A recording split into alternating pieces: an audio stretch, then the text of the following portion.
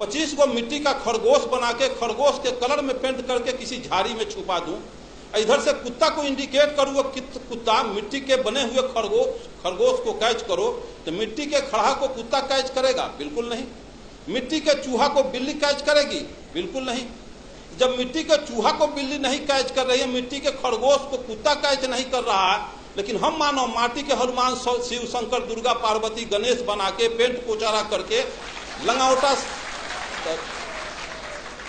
लंगावटा साया साड़ी ब्लाउज पहना के हम कर जोड़ के गिड़गिड़ाते हैं कि हे हनुमान जी, हे दुर्गा जी, हम पर कृपा करो।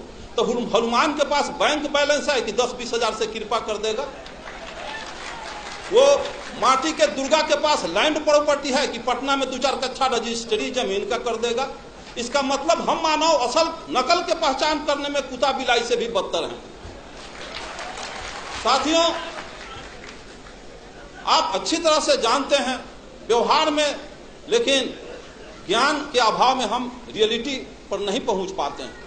जब ये दर्शन है कि ऊंची नीची भूमि अच्छी पैदावार नहीं दे सकती, ऊंची नीची भूमि अच्छी पैदावार नहीं दे सकती, उभर खाभर रोड रास्ता अच्छी गति प्रदान नहीं कर सकती, तो जिस समाज में ऊंच नीच छुआछूत के भेदभाव रखने वाले लोग क्या समाज राष्ट्र का कल्याण कर सकते हैं? ब्राह्मणवाद का सबसे बड़ा हथियार शराब और वरदान। ऐसे क्यों हो गया? तो फलाना ऋषि का शराब था। ऐसे क्यों हो गया? तो फलाना ऋषि का वरदान था। शराब और वरदान में पूरा 90% बैकवर्ड आकंठ डूबा हुआ। मैं पूछता हूं, जिसको बाबा साहब अम्बेडकर ने कहा है कि जो कौम अपने पूर्वजों का इतिहास नहीं जानता वो कौम अपना भविष्य निर्माण नहीं कर सकता। एक्चुअली मार्क्स ने कहा है कि पॉलिटिकल पावर, मार्क्स ने कहा है कि Marx told that revolution engine of history, क्रांतियां इतिहास की इंजन होती है। भारतीय परिवेश को समझा। यहां 3 बीमारी थी और बीमारी के पहले डॉक्टर दवा का इन्वेंशन नहीं करता, बीमारी के बाद दवा बनती है। भारत में 3 बीमारी है जिसका नब्ज पहचानने का काम ज्योतिबा फुले, पेरियार रामास्वामी नायकर, बाबा साहब अम्बेडकर और जगदेव प्रसाद ने किया। और जर्मनी में, इंग्लैंड, फ्रांस, रूस, चीन में 2 बीमारी थी।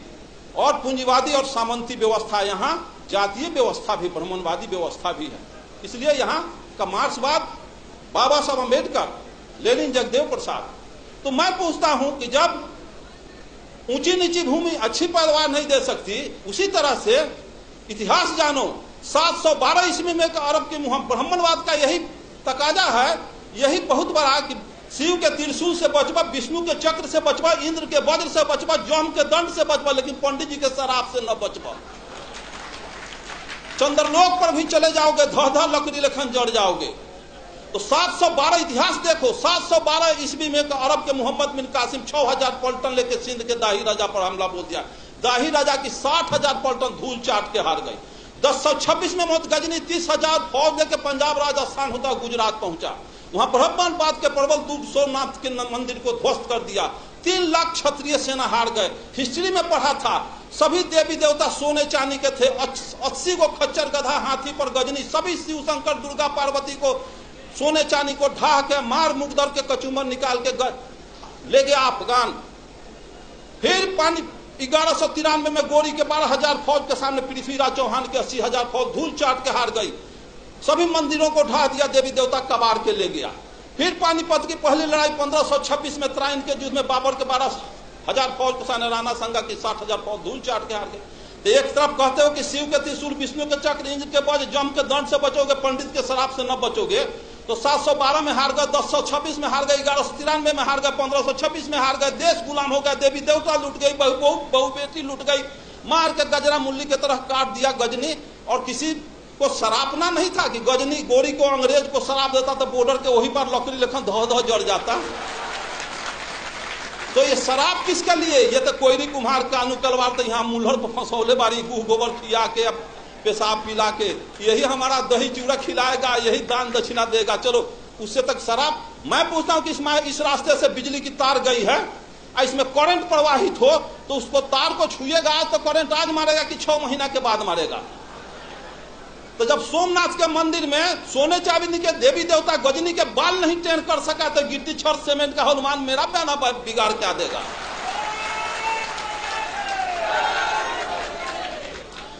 यहाँ के मूलवासियों का एक ही उपाय है, जो मेश्राम साहब का तो सुने ही और सुनेंगे।